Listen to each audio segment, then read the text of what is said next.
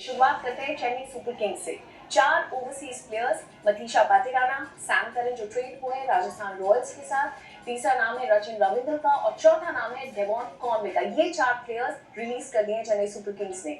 Middle order के हिसाब से आंद्रे सिद्धार्थ, शेख राशिद, विजय शंकर, दीपक हुडा और राहुल त्रिपाठी, इन 5 प्लेयर्स को भी रिलीज किया है चेन्नई सुपर किंग्स ने। डेवाल ब्रेविस का एक अच्छा एडिशन टुवर्ड्स द एंड इस टीम के पास हुआ था। तो अब ये टीम का बैलेंस कैसा दिख रहा है वो ऑक्शन के बाद पता चलेगा, क्योंकि ये टीम ऑक्शन में जाएगी with 43.4 crore which is a big purse. Royal Challengers Bengaluru ने सबसे पहला नाम लियम लिविंगस्टन को उन्होंने रिलीज किया है। जो एक्सपेक्टेशन सेट हुई थी उसके वैसे रिजल्ट्स नहीं मिले, ये रीजन रहा। दूसरा, रिजर्व के तौर पर थे लुंगी एंगीडी, उन्हें भी रॉयल चैलेंजर्स बेंगलुरु ने छोड़ दिया है। लेकिन एक सरप्राइज ये है कि यश दयाल को टीम ने रिटेन किया है। सरप्राइजिंग इसलिए क्योंकि पिछला जो आईपीएल उन्होंने फाइनल खेला था उसके बाद से लेकर अब तक उन्होंने किसी भी फॉर्मेट में किसी भी तरह का कोई भी क्रिकेट नहीं खेला है। उनके अलावा देवदत्त पाडिक्कर के जो उनको इंजरी हुई थी उनके रिप्लेसमेंट के तौर पर मयंक अग्रवाल आए थे, उन्हें टीम ने रिलीज कर दिया है। स्वास्तिक चिकारा को भी टीम ने रिलीज किया है। यूजुअली रॉयल चैलेंजर्स बेंगलुरु जब भी ऑक्शन में जाती थी एक बड़े पर्स के साथ जाती थी, बदलाव बहुत ज्यादा होते थे, लेकिन this is the first time कि उतने चेंजेस नहीं हुए। ये चैंपियन टीम 16.4 करोड़ के बजट के साथ रॉयल चैलेंजर्स बेंगलुरु उतरेगी ऑक्शन पर। मुंबई इंडियंस 4 ओवरसीज प्लेयर्स को इन्होंने रिलीज किया है। Lizaad Williams, Mujeeb Rahman, Devin Jacobs and वी स्टोक्ली।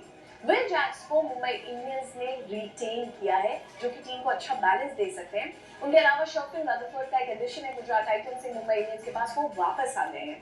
एक और ट्रेड मुंबई इंडियंस की तरफ से हुआ है, वो है अर्जुन तेंदुलकर का लखनऊ सुपर जायंट्स के पास जाना। उसके अलावा शार्दुल ठाकुर का एडिशन मुंबई इंडियंस की टीम में हुआ है और जब ये टीम उतरेगी ऑक्शन टेबल पर तो इनका पर्स है जस्ट 2.75 करोड़, जो सारी टीम्स के लिहाज में is the lowest।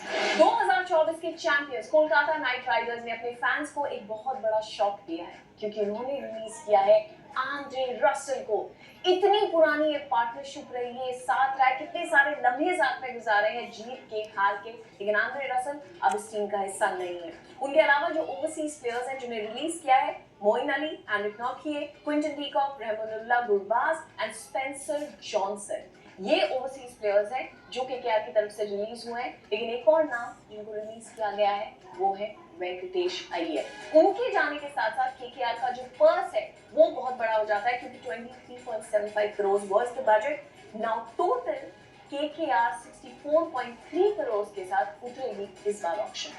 Lucknow super giants David Miller, killer Miller के नाम से जाने जाते थे, लेकिन लखनऊ के लिए उस तरह से परफॉर्म नहीं कर पाए, उन्हें रिलीज किया। उनके अलावा जो दूसरे ओवरसीज प्लेयर हैं वो है शमार जोसेफ, वेस्ट इंडीज से आते हैं, क्विक गेंदबाज हैं, उनको भी रिलीज किया है। उनके अलावा आकाशदीप जो कि पिछले सीजन मैचेस कम खेल पाए थे, गेम टाइम अपनी इंजरी की वजह से नहीं दे पाए थे, 8.25 करोड़ में उन्हें लेकर आए थे, उन्हें भी रिलीज किया है। लेकिन बहुत ही सरप्राइजिंग और एक्साइटिंग बात यह है कि मयंक यादव पर फिर से विश्वास जताया इस टीम ने उनकी इंजरीज के बावजूद। उनके अलावा मोहसिन खान जिन्हें भी ज्यादा गेम टाइम नहीं मिला था अपनी इंजरीज की वजह से, उन पर भी विश्वास दिखाया लखनऊ सुपर जायंट्स ने और उन्हें रिटेन किया है। और उम्मीद यही है कि मयंक जो इंजरी के इश्यूज रहे इस सीजन वो इश्यूज ना रहे और गेम ज्यादा खेल पाए। और सबसे बड़ा एडिशन जो लखनऊ सुपर जायंट्स के लिए हुआ है वो है मोहम्मद शमी, जिन्हें सनराइजर्स हैदराबाद से वो अपनी तरफ लेकर आए हैं। और यही उम्मीद है कि शमी के आने से एक्सपीरियंस भी वहां पर जुड़ेगा और जो वो क्वालिटी लेकर आते हैं वो भी। 22.95 करोड़ के साथ लखनऊ सुपर जायंट्स उतरेगी ऑक्शन के लिए। 2025 की फाइनलिस्ट टीम पंजाब किंग्स, बहुत ज्यादा बदलाव नहीं हुए, लेकिन एक जो नाम जो उम्मीद थी कि इनको रिलीज किया जाएगा वो है ग्लेन मैक्सवेल का। इंटरनेशनल स्तर पर एक बड़े खिलाड़ी, लेकिन यहाँ पर जो पंजाब के लिए सीजन रहा है, इनफैक्ट शुरुआत में रन्स नहीं बने, उसके बाद हाथ में भी फ्रैक्चर हो गया था उंगली में, मैचेस भी नहीं खेले, उनको रिलीज किया। 4.2 करोड़ में पंजाब ने इन्हें लिया था, तो उनके जाने से ये 4.2 करोड़ का बजट आ जाता है पंजाब के पास। लेकिन एक सरप्राइजिंग नाम है वो है जॉस इंग्लिश का, जिन्हें भी पंजाब ने रिलीज किया है। उनके अलावा जो नाम है एरन हार्डी है, काइल जेमिसन है, कुलदीप सेन है, प्रवीण दुबे है एंड विष्णु विनोद है। इन सबको रिलीज करने के बाद पंजाब का जो स्क्वाड जो बाकी बहुत सेटल दिखा है पिछले पूरे सीजन 11.5 करोड़ के बजट के साथ ऑक्शन में उतरेगा। गुजरात टाइटंस की तरफ से कौन कौन से नाम रिलीज हुए? They have decided to part ways with Afghanistan के करीम जन्नत, श्रीलंका के Dasun Shanaka, South African pacer Gerald Coetzee, उनके अलावा महिपाल लोमरो भी अब इस टीम का हिस्सा नहीं रहेंगे। उन्होंने ये भी कंफर्म किया था कि जो शेफील्ड रदरफोर्ड है जो पहले मुंबई इंडियंस का हिस्सा थे, गुजरात में आए थे, उन्हें वापस ट्रेड डील में मुंबई इंडियंस भेजा जा चुका है। और टाइटंस का जो ओवरऑल जो बजट बचता है इसके बाद वो है 12.9 करोड़ का, जिससे वो अपने लिए एक टीम को बैलेंस ला सके और टीम को स्ट्रॉन्ग बना सके। तो इस अमाउंट के साथ वो जाएंगे ऑक्शन टेबल पर। दिल्ली कैपिटल्स के कैंप से जो सबसे बड़ी खबर आई है, टीम नटराजन पर फिर से भरोसा दिखाया। 10 करोड़ से ऊपर के अमाउंट में इन्हें लिया गया था ऑक्शन में, गेम टाइम नहीं मिला, सिर्फ 2 गेम्स खेले जिसमें से एक गेम पूरा भी नहीं खेला गया, लेकिन बावजूद उसके इस सीजन के लिए भी ये उम्मीद है उनको टी नटराजन से कि वो अपना जो उनका कैलिबर है वो दिल्ली कैपिटल्स के लिए जरूर दिखाएंगे। उनके अलावा जो बड़े नाम है जिन्हें रिलीज किया गया है, सबसे पहले फैफ डु प्लेसी का नाम आता है, दूसरा जेक ट्रेज़र-मैकगर जो एकदम अग्रेसिव शुरुआत टीम को देते थे, उन्हें भी टीम ने रिलीज किया है। सैदिकुल्ला अटल है, अफगानिस्तान के बैटर है, ये भी वापस ऑक्शन पूल में जाते हैं। और जब आप देखते हैं ऑक्शन पर्स जो दिल्ली कैपिटल्स के पास बचा है वो है 21.8 करोड़ का।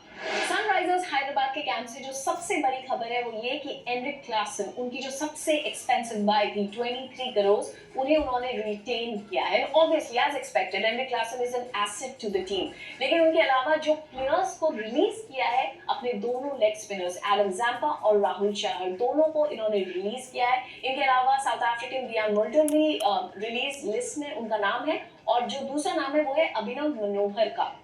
लेकिन सबसे बड़ी खबर जो दूसरी है सनराइजर्स हैदराबाद के कैंप से वो ये कि शमी अब इस टीम का हिस्सा नहीं है, उन्हें उन्होंने ट्रेड डील के तहत दे दिया है लखनऊ सुपर जायंट्स को। और जो टोटल बजट जिसके साथ सनराइजर्स हैदराबाद ऑक्शन के लिए उतरेगी वो है 25.5 करोड़। राजस्थान रॉयल्स, इस टीम ने रिलीज किसको किया है उसमें सबसे बड़ा नाम आता है संजू सैमसन को। आपके जो कैप्टन है वो ट्रेड के तहत अब चेन्नई सुपर किंग्स का हिस्सा बन गया है, लेकिन उनके जाने से यहाँ पर 2 प्लेयर्स का एडिशन हुआ है। इसी ट्रेड डील में रविंद्र जडेजा और सैम करन, 2 ऑलराउंड ऑप्शन अच्छे खासा अनुभव लेकर आते हैं। रविंद्र जडेजा वो अब राजस्थान रॉयल्स का हिस्सा है, लेकिन अब सवाल ये भी बन जाता है कि जो लीडरशिप रोल है वो किसको दिया जाएगा। बाकी जो नाम है वो है जो श्रीलंकन डुओ है आपका स्पिन गेंदबाजी का, वालिद हसरंगा और महेश तीक्ष्णा, उन्हें भी रिलीज किया है। उनके अलावा फजल हक फारूकी जो ओवरसीज खिलाड़ी हैं वो भी रिलीज किए गए हैं राजस्थान रॉयल्स की तरफ से। जो इंडियन खिलाड़ी रिलीज हुए हैं उनमें वो नाम जिन्होंने मुंबई इंडियंस के लिए जब खेलते थे तब बहुत इंप्रेस किया था, आकाश मधवाल। राजस्थान रॉयल्स के साथ गेम टाइम बिल्कुल भी नहीं मिला, उन्हें भी उन्होंने रिलीज किया है।